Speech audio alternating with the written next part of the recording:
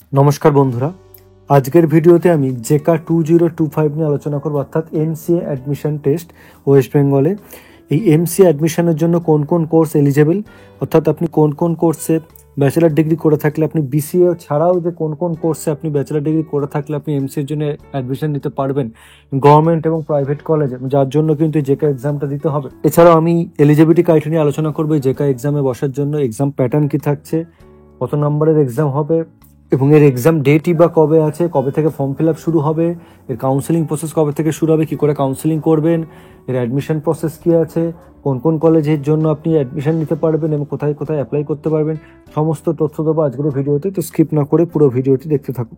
আচ্ছা, এই জেকা এক্সামটা হচ্ছে এমসিএ অ্যাডমিশন টেস্ট, অর্থাৎ master of computer application. Computer অ্যাপ্লিকেশনে আপনি যদি অ্যাডমিশন নিতে চান, এটা West Bengal joint entrance examination board দ্বারা কন্ডাক্ট করা হয়। ঠিক আছে, তো এবছরও এই এক্সামটা হবে। ঠিক আছে, তো কবে হবে সেই ডিটেলস আমি আসছি।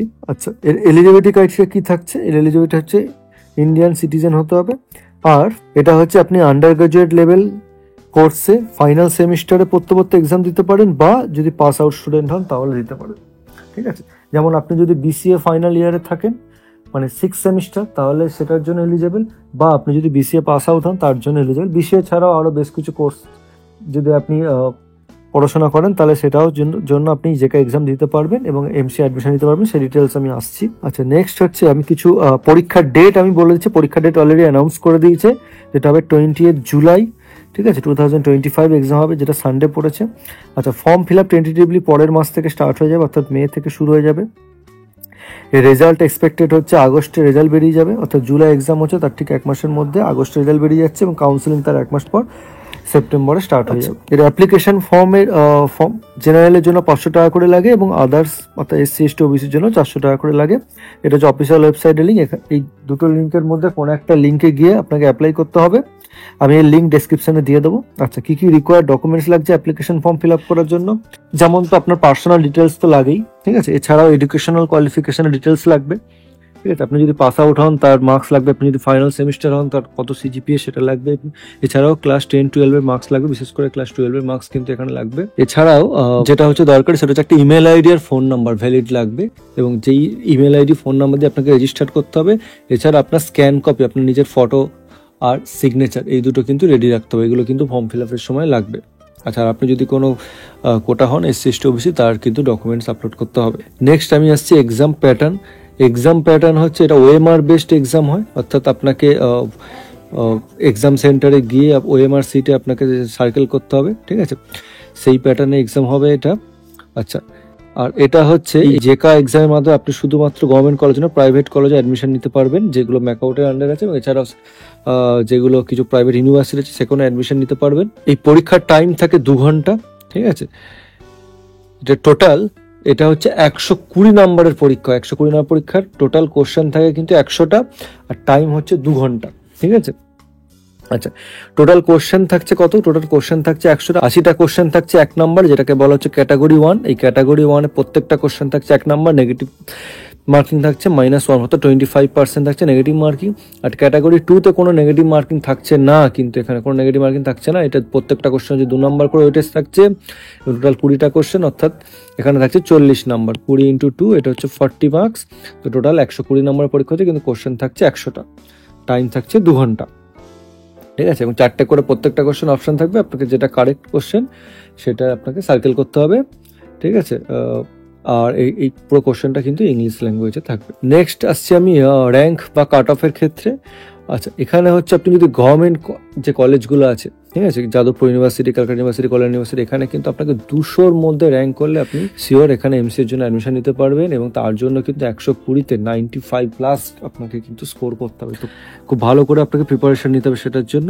আর এছাড়াও যে গভর্নমেন্ট কলেজগুলো আছে সেখানে আপনি যদি লেস দ্যান 1, অর্থাৎ 1000-এর মধ্যে র্যাঙ্ক হন, তাহলে কিন্তু অন্য গভর্নমেন্ট কলেজে পাওয়ার চান্স থাকছে। আর প্রাইভেটে কলেজে পেতে গেলে 4000-এর মধ্যে র্যাঙ্ক হল হবে। এছাড়া কিছু প্রাইভেট ইউনিভার্সিটি আছে যেখানে কিন্তু আপনি গিয়ে ওদের নিজস্ব কিছু এক্সাম হয়, সেই এক্সামের থ্রু থেকে অ্যাডমিশন নিতে পারবেন, এবং যেটা 4000-এর বেশি র্যাঙ্ক হলো সেটা সেই র্যাঙ্কের জন্য আপনি প্রাইভেট ইউনিভার্সিটিতে অ্যাডমিশন নিতে পারছেন। ঠিক আছে, তো আপনাকে টার্গেট রাখতে হবে গভর্নমেন্ট ইউনিভার্সিটিতে পাওয়ার, এবং তার জন্য খুব ভালো করে এক্সামটার জন্য প্রিপারেশন নিতে হবে।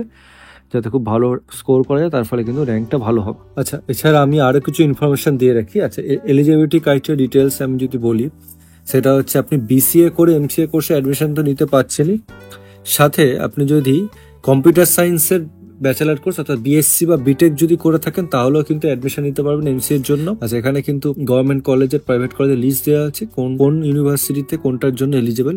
যেমন শুরুতে দেওয়া আছে বিটেক যদি আপনি কম্পিউটার সায়েন্স বা আইটিতে করে থাকেন তাহলে যাদবপুর ছাড়া বাকিগুলোতে কিন্তু আপনি এলিজিবল। আর বিটেক যদি আদার্স থাকে তার জন্য ম্যাথামেটিক্স সাবজেক্ট কিন্তু লাগবে, ঠিক আছে।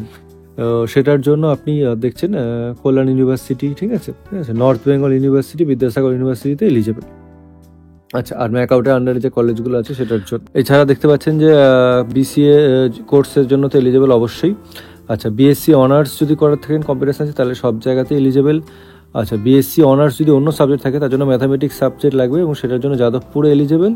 ক্যালকাটা ইউনিভার্সিটি ছাড়া বাকি জায়গায় এলিজিবল, ঠিক আছে। বিদ্যাসাগর ইউনিভার্সিটিতে এলিজিবল নয়, কিন্তু কল্যাণী, নর্থ বেঙ্গল ইউনিভার্সিটির ম্যাকআউটের আন্ডারে কলেজগুলোতে এলিজিবল। আচ্ছা, এছাড়া যদি আপনি সায়েন্স ছাড়া বিএ বিকম অনার্স করে থাকেন, ঠিক আছে, তার জন্য ম্যাথামেটিক্স সাবজেক্ট থাকতে হবে এবং তার ফলে কিন্তু সেটার ফলেও আপনি এমসিএ কোর্স করতে পারছেন, ঠিক আছে। বিএসসি জেনারেল কোর্স করে করা যাচ্ছে, ঠিক আছে।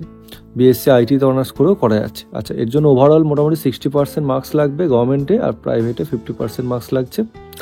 আচ্ছা, কোটা থাকলে 5% করে রিল্যাক্সেশন থাকে। আচ্ছা, ম্যাথামেটিক্সও ওভারঅল 60% মার্কস লাগছে গভর্নমেন্টে, আর প্রাইভেটে 50% লাগছে। 12এও এগ্রিগেট 60% লাগবে, ঠিক আছে। ক্লাস 10এও এগ্রিগেট 60% লাগবে। এগুলো হচ্ছে মিনিমাম এলিজিবিলিটি ক্রাইটেরিয়া। এটা হলেই আপনি কিন্তু অ্যাপ্লাই করতে পারছেন। এবার অ্যাপ্লাই করলেই যে আপনি আপনার র্যাঙ্ক খুব ভালো আসবে সেটা নয়, সেটা হচ্ছে যে মার্কসের বেসিসে আপনি এটার জন্য এলিজিবল অ্যাপ্লাই করতে পারছেন। এরপরে এক্সামে কেমন হচ্ছে সেই এক্সামের মার্কসের ওপর আপনার কিন্তু র্যাঙ্ক আসবে, ঠিক আছে। মানে অ্যাপ্লাই করা মানেই যে আপনি অ্যাডমিশন নিতে পারবেন সেটা কিন্তু কোনো গ্যারান্টি নেই। র্যাঙ্কের বেসিসে আপনার কিন্তু অ্যাডমিশন হবে। আচ্ছা, এবার হচ্ছে যে গভর্নমেন্টে আমি এক্ষুনি বললাম যে যাদবপুর ইউনিভার্সিটি, ক্যালকাটা ইউনিভার্সিটি, ঠিক আছে, যেটা রাজাবাজার সায়েন্স কলেজ ক্যাম্পাসে ক্লাসটা হয়, ঠিক আছে। University college of science and technology, যেটা যে ক্যাম্পাসটার নাম, Kalyan university, north Bengal university, Vidyasagar university, এগুলো হচ্ছে গভর্নমেন্টের মধ্যে পড়ছে এবং প্রাইভেটের মধ্যে দেখুন অনেক কলেজ আছে এখানে, ঠিক আছে। Maulana Abul Kalam Azad university of technology, AOT আছে আদি সপ্তগ্রাম হুগলিতে যেটা আছে, ঠিক আছে। আসানসোল ইঞ্জিনিয়ারিং কলেজ আছে বর্ধমানে, ঠিক আছে। কলকাতার মধ্যে বলছে বিবি পোদ্দার ইনস্টিটিউট রয়েছে, ক্যালকাটা ইনস্টিটিউট অফ টেকনোলজি রয়েছে উলুবেড়িয়ায়, ডক্টর বিসি রয় ইঞ্জিনিয়ারিং কলেজ রয়েছে, future institute of engineering college রয়েছে সোনারপুরে, Guru Nanak institute of technology রয়েছে সোদপুরে, হলদিয়া ইনস্টিটিউট অফ টেকনোলজি রয়েছে, ঠিক আছে, হলদিয়াতে, হেরিটেজ কলেজ রয়েছে কলকাতায়, ইনস্টিটিউট অফ ইঞ্জিনিয়ারিং ম্যানেজমেন্ট রয়েছে সল্টলেকে, institute of science and technology রয়েছে পশ্চিম মেদিনীপুরে, জেআইএস কলেজ অফ ইঞ্জিনিয়ারিং কল্যাণীতে রয়েছে, কল্যাণী গভর্নমেন্ট ইঞ্জিনিয়ারিং কলেজ রয়েছে কল্যাণী, মেঘনাসা ইনস্টিটিউট অফ টেকনোলজি রয়েছে কলকাতায়,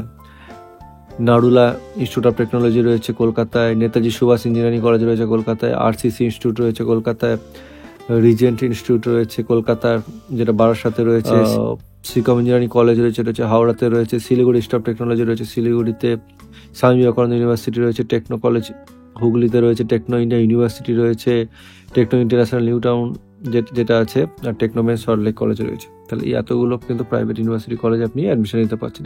তো এক্সামের জন্য খুব ভালো করে প্রিপারেশন নিন। আশা করছি আপনাদের সবার এক্সাম খুব ভালো হবে। বেস্ট অফ লাক রইল এক্সামের জন্য। তো আমার এই ভিডিওটা যদি ইনফরমেটিভ মনে হয়ে থাকে তাহলে একটি লাইক করে দেবেন এবং চ্যানেলটি সাবস্ক্রাইব করে আমার পাশে থাকবেন, তাহলে এরকম আরও ভিডিও করা উৎসাহ। ধন্যবাদ ভিডিওটি দেখার জন্য।